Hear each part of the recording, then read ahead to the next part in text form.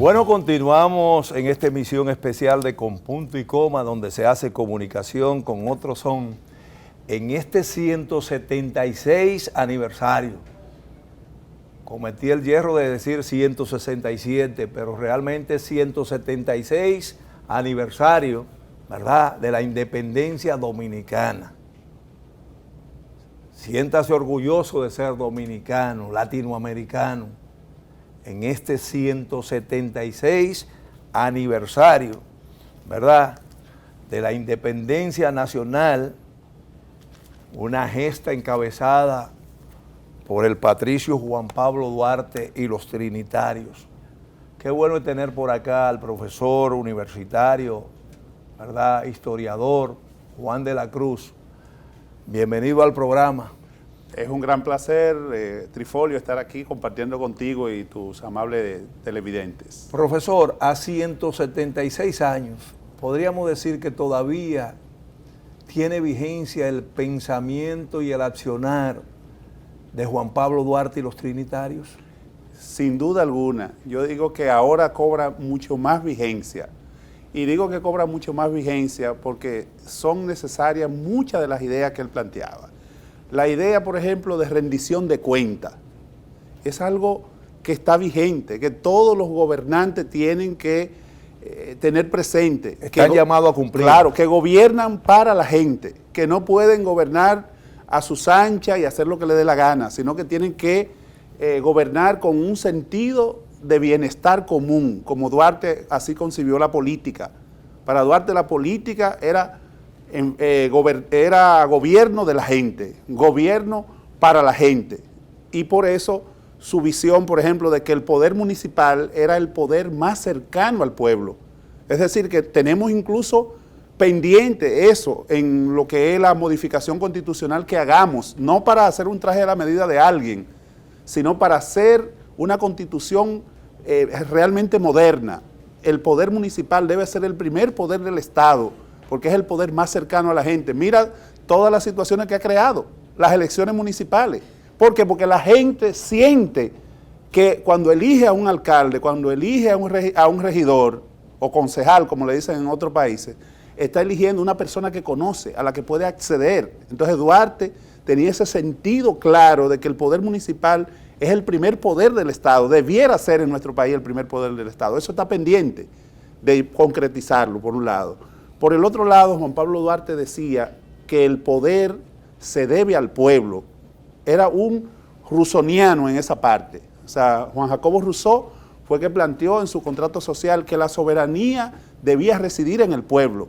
Y eso es lo que se ha demostrado con todas estas manifestaciones de los jóvenes, de personas de todas las edades también, con su toque de cardero a distintas horas. Está diciéndole a los que dirigen nuestro país y a los que quieran dirigirla en lo adelante también, que tienen que ceñirse a lo que es el mandato del pueblo. Profesor Juan de la Cruz, cuando se produce el grito de independencia en 1844, en el baluarte del Conde, así es, Juan Pablo Duarte prácticamente era un mozalbete, un joven que apenas comenzaba a vivir. Así es. Tomando en cuenta esa realidad y lo que hoy observamos con esta cantidad de jóvenes valiosos, valerosos, con mucho decoro, que están defendiendo la democracia y el voto libre en la República Dominicana, ¿podríamos llegar al extremo de decir que estos jóvenes están reivindicando el pensamiento duartiano? Sin duda alguna, tanto ahora como en los últimos años.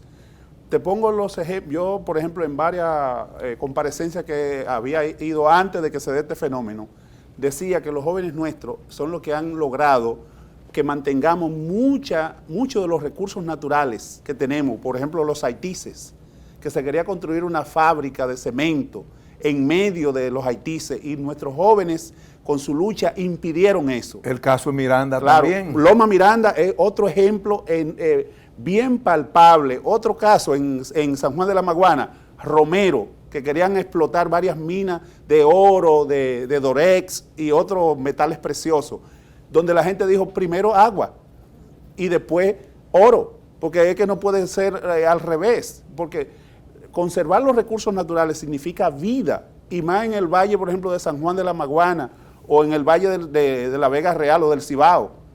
El agua es la fuente básica de toda la producción agrícola que tenemos en el Cibao y que tenemos en el Valle de San Juan.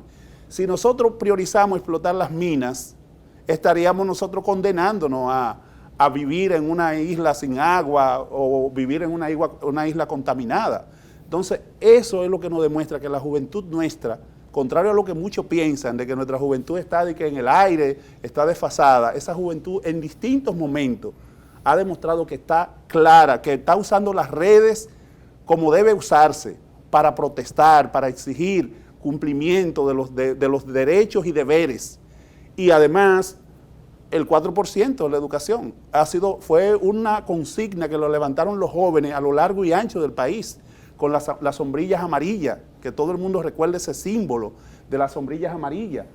De manera que todo eso nos da, y ahora la lucha, por ejemplo, contra la impunidad y la corrupción que llevaron a cabo las personas de la Marcha Verde, eran en su mayoría jóvenes de clase media alta e incluso de sectores populares, se vincularon activamente a esa lucha.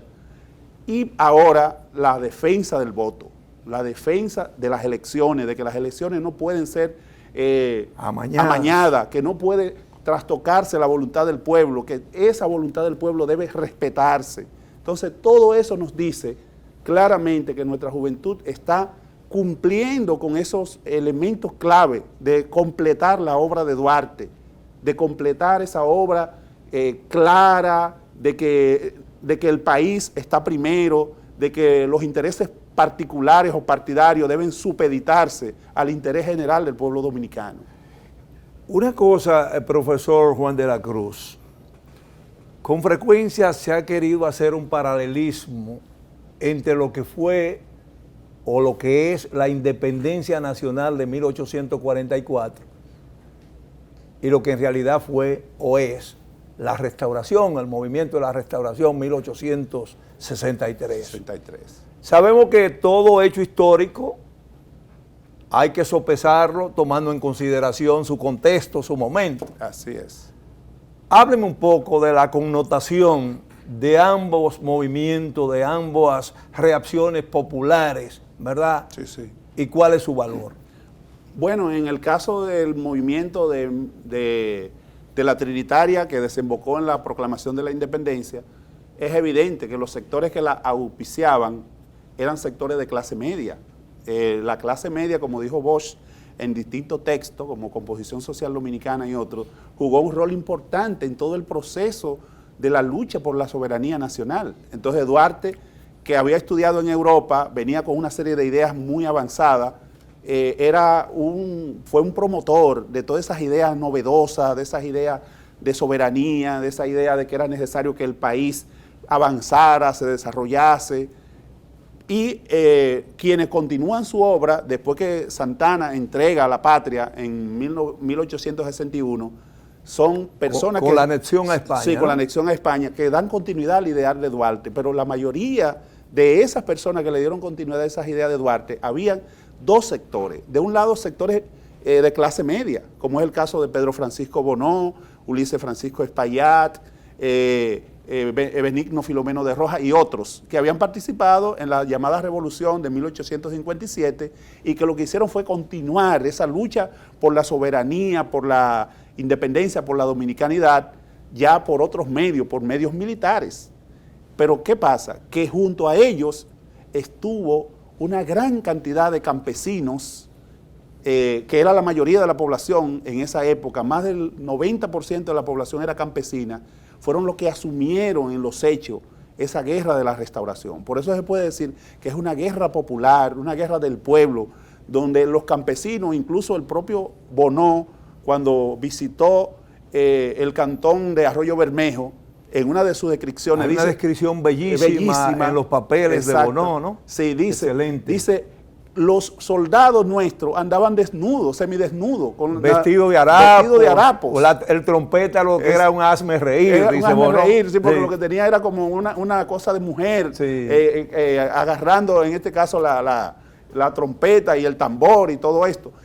Y eso es una descripción Pero clara. fue una guerra también internacionalista, Claro. porque participaron diversas nacionalidades. Diversas naciones que apoyaron. Por ejemplo, Haití fue la retaguardia de los restauradores. Tanto con Sánchez, por ejemplo, que Sánchez dijo en una ocasión, entro por Haití porque no lo puedo hacer por otro lado. Si alguien intentase mancillar mi nombre, solo quiero recordarle sin jactancia, yo soy la bandera nacional. Así es. Es decir, que prácticamente Haití y el presidente Fabré-Gefral, que fue un presidente democrático en Haití que colaboró con la causa dominicana y luego con los restauradores, demostró que ambos pueblos han colaborado en múltiples ocasiones, que ha habido necesidad de que ambos luchen lo propio contra la intervención norteamericana del 16 y del 65. Así es. Por ejemplo, aquí murió el poeta Javier Renaud. Vio que era haitiano. Haitiano, y un gran poeta. Otros que luego incluso fue desaparecido, Samuel Rochet, que participó también. Y este italiano Ilio Capozzi. Ilio Capozzi. Ilio Capozzi, italiano que vino en el marco de la tiranía trujillista a entrenar los hombres rana y después se quedó en el país y fue de lo que acompañó a Montearache, a Camaño y a Rafael Tomás Fernández Domínguez en la lucha por la constitucionalidad. Profesor, de manera breve y sustanciosa, como usted lo sabe hacer, profesor Juan de la Cruz, se ha truncado el pensamiento duartiano. ¿Qué falta por hacer? De manera muy breve, por favor. Sin duda alguna que falta completar la obra de Duarte. Nosotros todavía somos un país dependiente de una gran potencia, que es los Estados Unidos. Nosotros tenemos que completar esa obra, porque Duarte era claro en que en aquella época decía, hay 4 potencias que quieren apropiarse del territorio de la República. Y mencionó claramente a Inglaterra, a Francia, a España y a Estados Unidos. Y esta última potencia, Estados Unidos, es la que ha estado medrando y ha estado pautando muchas de las cosas que aquí se han hecho en nuestro país. O sea que falta por aquello, hacer realidad aquello de que nuestra patria ha de ser libre independiente de toda potencia extranjera, y además decía Duarte, de familia propia y extraña, porque hay también familia dominicana que tienen cogido parte del territorio. Todavía existen malvados, ¿verdad?, que quieren marchitar el nombre de República Dominicana. Claro, por eso Juan Pablo Duarte decía que habían malos dominicanos que conspiran contra la salud de la patria. Así Entonces, es. eso nosotros tenemos los dominicanos que tenerlo bien presente, que tanto desde la esfera del gobierno como desde la esfera de la oposición hay gente que quieren mantenerse en el poder o ir al poder para saciar sus necesidades particulares, no las necesidades del pueblo. Y nosotros tenemos que decirle a ese pueblo, usted es el soberano, usted tiene que luchar para que quien asume el poder a partir del 16 de agosto y ahora el 24 de abril, ¿verdad?, los municipal, sean personas que defiendan el interés colectivo, no el interés particular. Gracias, muchísimas gracias al profesor Juan de la Cruz, profesor universitario de nuestra Universidad Autónoma de Santo Domingo, nuestra gloriosa universidad, ¿verdad?, historiador. Gracias por venir, yo espero que se repita muy pronto su visita aquí en Con Punto y Coma. Y agradezco el hecho de estas informaciones, ¿verdad?, de estas valoraciones suyas. Hoy cuando celebramos con gran orgullo, ¿verdad?, orgullo patrio, el 176 aniversario de nuestra independencia nacional. Que viva Duarte, que viva los trinitarios. Siéntase orgulloso, feliz de formar parte de este pueblo enclavado en el epicentro del Caribe. Dios, patria y libertad. Que viva la República Dominicana. Hasta una próxima.